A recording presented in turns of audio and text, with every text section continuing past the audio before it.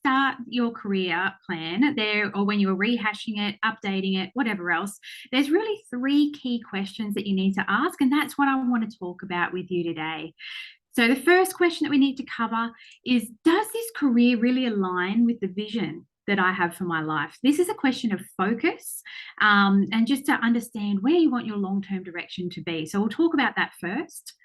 Secondly, we're going to be talking about what are your natural strengths, and does this career direction maximize those? So getting in touch with what really makes you uniquely stand out in your role and your industry, and make sure you're taking full advantage of all of the edge that provides you. And finally, the third question that we'll be looking at, does this career plan enable me to achieve my definition of success? So we'll look at that as well at the end. I'll have a little bit of a free gift for you towards the end of the talk, where we've got a job engagement survey that I'd love to share with you. And then, like Louise said, you are then invited to meet with us one-on-one at a time that suits you after the session, so that you can get any of your personal questions answered in a strategy session. Now, the first thing I really want to touch base on, though, is this phrase that you might have heard bouncing around LinkedIn or in the news or on Forbes, called quiet quitting. Has anybody heard that term bouncing around lately? Yeah, couple nodding, shaking. Yep. It's starting to creep into our conversations, whether it's on LinkedIn or just in the office. Look, we all know that the pandemic really has changed the way that we view our work and our lives. The most recent survey that was done here in Australia came back of 3 in 5 employees are really reporting the negative impacts of work-related stress. So they're showing a real lack of interest, lack of motivation, or just no energy at work. And I'm sure you've probably seen this in your own teams or in your own offices as well.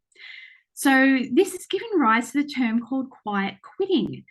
So this is where you're just showing up and doing the bare minimum to get by at your role. I mean, you can't get fired, but you're also done with that hustle culture where you're just working harder and longer hours to achieve, well, I'm not really quite sure what, because I'm not that passionate about the role. Look, I really want to challenge that trend, though, because quiet quitting, look, it has entered our work conversation, but I think that what we need to remember is that if we're going to be dedicating 8 hours of our day to an activity, do we really want to settle on one that's going to make us feel lethargic, feel that boredom, feel like we're not going anywhere? Are we really willing to spend those hours simply going through the motions? Look, rejecting that kind of hustle culture, that burnout kind of culture, doesn't necessarily mean giving up on your career. So what I want to do today is just challenge that thinking and remind you, don't give up on the idea of your dream job. We really have a once in a generation opportunity to redefine what work and lifestyle looks like. And let's take full advantage of that so that we can find out what's actually possible for us. So I want to share a little bit of a story from my personal experience. So when I was in my late 20s, I had a motorcycle accident and broke my leg quite badly. During my rehabilitation process, it was taking a lot longer than what I thought, and I was just trying to get by. What I found, and probably anybody who's had any kind of rehabilitation knows how painful and difficult it is to get those muscles working again, because you're not really sure what they're capable of anymore. So I remember in the pool, I'd have to do a certain number of laps, and I'd be so sore and exhausted by the time I got to my certain number. But I thought, you know what? Let's just find out if I can do one more lap. Well, let's find out if I can just do half a more lap, and I'll just duck out of the pool on the side when nobody's looking. And look, when I found that I made that mindset shift, I was doing 3, 4, even 5 more laps than what I thought my body was physically capable of, just because I was in that mentality of, well, let's find out. Worst that can happen is I can duck out of the pool on the side. So those 3 words are ones that I've really stuck by, and has changed the way that I approach a lot of things in my life. Let's find out. So I'd love you to approach your career planning with that mentality today. Let's find out what's possible for you. All right, so the first thing that I want to talk about is your focus. And Louise, I'm sorry, I'm going to have to ask if I can share my screen. I know you're going to have to click some buttons there. Oh, no, you've already done it. You're way ahead of me. Oh, God, she's good. All right. So when we're talking about any kind of long-term focus or vision setting, the real power in this is that we're able to get rid of that kind of hustle culture because we're focusing only on the things that matter and we're ignoring the noise. There's a great quote that I really enjoy from Bruce Lee. He says that it's not a daily increase, but a daily decrease. Hack away at the inessentials and you will achieve success. Look, in order to do that, though, what we need is crystal clear clarity on what we're actually focusing on. This allows us, this refocusing process, this sets up guidelines for where we want to be focused for that day, week, year ahead, and allows us to ignore the things that don't matter as much. This is also a great strategy to use if you're responsible for guiding any kind of team or senior management decision-making process. If you can get everyone focused on the right thing, everybody aligns and works together, and you find that is brought into focus a lot more naturally and intuitively for all involved. So another way to think about this process is setting an anchor point. So when you're setting your focus, it's like having a default position so that if you get completely lost, you might be super busy or a really demanding boss or have got a really difficult team member that you need to deal with. Whatever happens, you always know where to come back to because you have set this firm anchor point in your focus. Now, why is this important? Look, fundamentally, what we know is that if you're able to focus your mind on a single point, life becomes just that little bit easier to handle. So setting your focus is so important from a career planning point of view because you can end up with a hugely busy life, massive to-do list, busy personal life, and you're still able to achieve results because you are taking things away rather than adding things in because of your crystal clear focus. So I'm going to illustrate this now with a little bit of an image here. So psychologists use this to test the focus of their clients and see how many things they're taking in at any one time. So on this image, you might notice that it looks like the ovals are rolling across the page. It's a little bit of an optical illusion. But if you bring your attention to one single blue oval, you might notice that the rest of them slow down or even stop. This is another example here with the coffee beans. You might see them rolling diagonally across the page, but do that exercise again. Focus on one single point there, one of those coffee beans, and notice how everything else kind of fades into the background and you're able to make that noise quieten down. One more example here. Now, this one is used to test how many different things you're focusing at once and your levels of anxiety. So you might notice this crazy black dot is racing around the page there. But if you focus on one single white point, that dot just disappears. It goes away. So chances are there is a lot going on in your life right now. What we need is a device or some kind of technique that you can use to bring your mind to a single point and take advantage of the way that your brain works here so that you can focus on the things that matter to you. Your mind really does expand what you focus it on. So when you're able to focus it on the right things, your brain will devote more and more resources, more and more energy to actually achieving that thing. So for example, have you ever woken up, you've read an email first thing with a concerning issue in it, and for the rest of the day, that's all you can think about.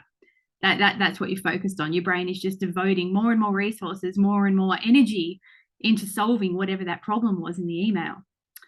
Well, that's exactly what we're talking about here. I want you to bring your awareness to what you are asking your mind to focus on so that you can make sure that your energy is going towards the things that are going to serve you.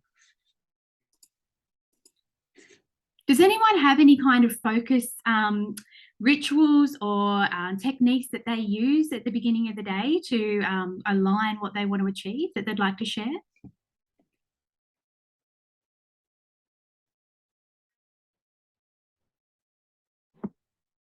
For me, whenever I get into the office, I sit down and write a to-do list because I guess like it's quite overwhelming when you think about all the stuff that you have to do, but to actually prioritize it in a to-do list is quite helpful. Absolutely. Yeah. And there's power in writing it down too, because it's concrete, it's there on your desk, you can tick away at it.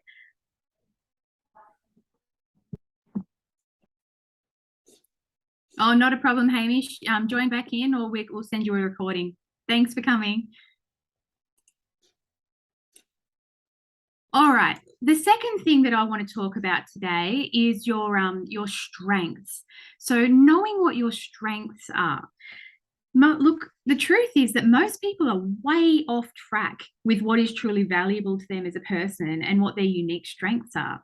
Louise is going to touch a little bit more on this in her personal branding, but when it comes down to it, we are so under pressure from what our team needs, what our family needs, what our boss needs at the time, what the company needs us to be, that we can really lose touch with what makes us unique and what our values and what our innate strengths are.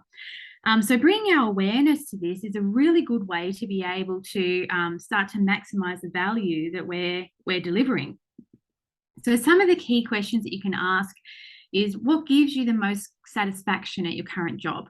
These are probably the things that you're really good at because we enjoy what we're good at.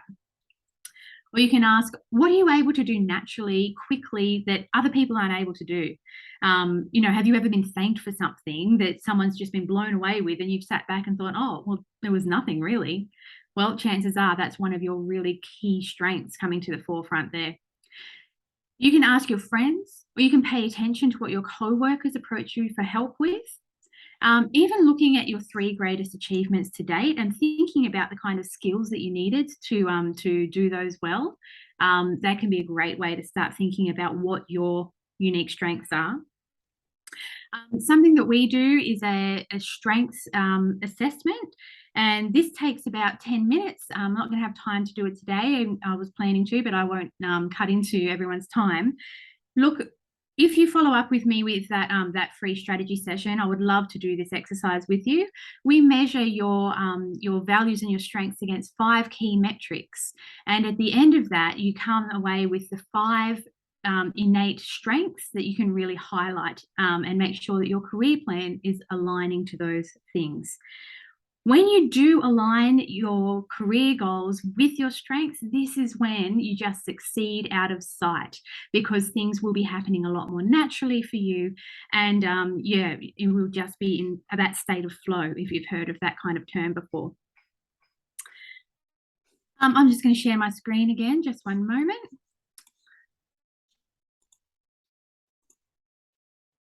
Beautiful. So this is another one of my clients, Jackie. So she was fantastic in that she was just overachieving in her business, and that she was running around doing so many multiple tasks. When we did this strengths assessment with her and helped her focus on what her strengths were, she actually became a lot more powerful in her role because she was able to focus on the things that she was best at and be able to delegate out the other things. So that really does get fast and immediate results. It's also another thing to be really aware of if you're responsible for managing a team, because if you can successfully identify their key strengths, you can make them work together a lot more effectively, and people are happier because they're in the position that they need to be in to really shine. All right, the final thing that I want to talk about is your definition of success. Now, some of the key questions to ask here is just to really think about, what does success look like for me? And this is going to be different for everyone. Success isn't necessarily a number in your bank account, or the number of holidays that you're allowed to go on, or the type of car you drive. It's going to be very unique and individual to you. So some of the questions that you can ask to really think about how you would define success is, how will you know that your career has been a complete success? How will you sit back and think, oh my goodness, I absolutely nailed that? How would you answer that question? Another one is, how could you paint the picture of your perfect workday from start to finish? What would that look like? And this one's really important here as well for contextual success. Are there certain goals that you want to reach in terms of spending time with your family, or having the freedom to travel, or having a flexible schedule, or perhaps there are some financial or creative goals that you want to achieve? So thinking about that holistically is really important. Now, when you're in the middle of things, it can be really hard to pinpoint exactly where the issues and the opportunities lie. There's so much going on at any one time. You might just start to feel a little bit distracted or tired. You're not quite engaged, but you're not quite sure what the specific reason for that might be or how to fix it. I'm just going to drop in the chat box something that we use as a really quick fix to be able to get some insights into what you might be able to adjust first. So this is a 10-point little test where you can just see where your engagement levels are with your job currently against 10 key metrics. So, and this will really help you understand the first step to being able to make a clear plan that's based on facts and figures and your current situation. So feel free to download that. I'm giving you that one just in the chat box, and that'll take you about 3 to 5 minutes to complete. It's a really good first step. Finally, what I would like you to do when you're summarizing your career plan is to really trust your intuition. You are the expert on your life. You are the expert on your career. Trust your intuition and your gut on where you want to take it. You really are your best guru there. So that's a quick overview of the key questions for your career plan. Firstly, what does this career align with my long-term focus and vision for my life? Secondly, does it highlight my natural strengths, skills, and genuine interests? And finally, does it enable me to achieve my definition of success?